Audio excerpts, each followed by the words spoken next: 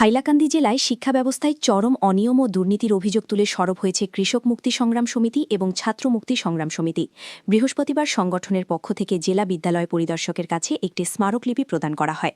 স্মারকলিপিতে অভিযোগ করা হয়, জেলায় বহু বেসরকারি স্কুল কোনো বৈধ অনুমোদন ছাড়াই পরিচালিত হচ্ছে। এসব প্রতিষ্ঠান অন্য স্কুলের কোড ব্যবহার করে বেআইনিভাবে ছাত্র ভর্তি ও পরীক্ষা নিচ্ছে। পাশাপাশি প্রশ্নপত্র ভাস, জাল একাডেমিক রেকর্ড এবং শিক্ষাসেতু পোর্টালের নিয়ম লঙ্ঘনের ঘটনাও সামনে এসেছে। আম্বঠানে মিপারা আরও অভিযোগ করেন, কিছু স্বীকৃত স্কুল ছাত্র সংখ্যা বাড়িয়ে দেখিয়ে mid day meal, cycle, uniform ও নিযুত ময়না প্রকল্পের অর্থ আত্মসাৎ করছে। ফলে প্রকৃত শিক্ষার্থীরা সরকারি সুবিধা থেকে বঞ্চিত হচ্ছে। এই অবস্থায় অবলম্বে অবৈধ বিদ্যালয় বন্ধ, সব স্কুলের নথিপত্র যাচাই, জড়িতদের বিরুদ্ধে কঠোর ব্যবস্থা এবং সরকারি অর্থের বিশেষ অডিটের দাবি জানানো হয়েছে। পাশাপাশি বৈধ ও অবৈধ বিদ্যালয়ের তালিকা প্রকাশের দাবিও তোলা হয়েছে। যদিও সাম্প্রতিক তদন্ত উদ্যোগকে স্বাগত জানিয়েছে সংগঠন, তবে দাবি পূরণ না হওয়া পর্যন্ত আন্দোলন হুঁশিয়ারি দিয়েছেন নেতারা। শিক্ষা ব্যবস্থাকে দুর্নীতিমুক্ত রাখতে আপোষহীন লড়াইয়ের বার্তা দিল কৃষক মুক্তি ও ছাত্র মুক্তি। কাটলিচড়া থেকে উর্মি পালের রিপোর্ট, ঈশান বাংলা নিউজ, শিলচর।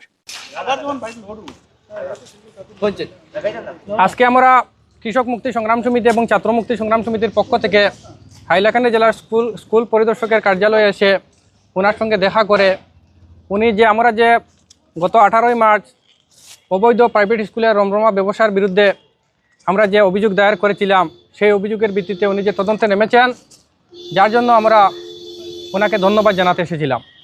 এবং আমরা পূর্বেও হাইলাকান্দি জেলার কোন কোন প্রাইভেট স্কুল এবং কোন কোন সরকারি স্কুল অবৈধ শিক্ষার রমরমা ব্যবসা চালিয়ে যাচ্ছে তার ডিটেলস আমরা ওনাকে দিয়েছিলাম। আজকে আরও কয়েকটি স্কুলের আমরা 35টি বেসরকারি স্কুলের এবং যে 10টি সরকারি স্কুল ট্যাগিংয়ের নামে অবৈধ ব্যবসা চালিয়ে যাচ্ছে ওনাকে তথ্যসহ আমরা ওনার কাছে দিয়েছি।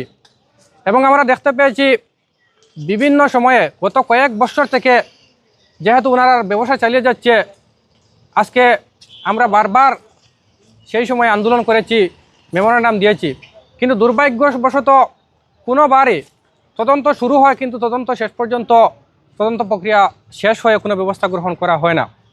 গতিকে আমরা কৃষক মুক্তি সংগ্রাম সমিতি এবং ছাত্র মুক্তি সংগ্রাম সমিতির পক্ষ থেকে আজকে এই এডুকেশন কমপ্লেক্সে দাঁড়িয়ে আমরা দায়িত্ব সহকারে বলছি যে এইবার শেষ আন্দোলন হবে হাইলাকান্দির জমিনে।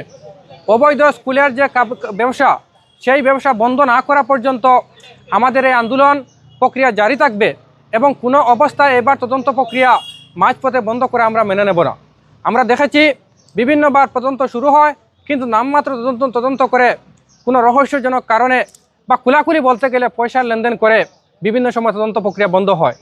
কিন্তু আমরা দেখেছি এইবার যেহেতু আইএস মহাশয় যথেষ্ট ভালো পদক্ষেপ নিয়েছেন, উনি নিজে ফিল্ডে গিয়ে ইনকোয়ারি করছেন, যার জন্য ওনাকে আন্তরিকভাবে ধন্যবাদ জানাচ্ছি।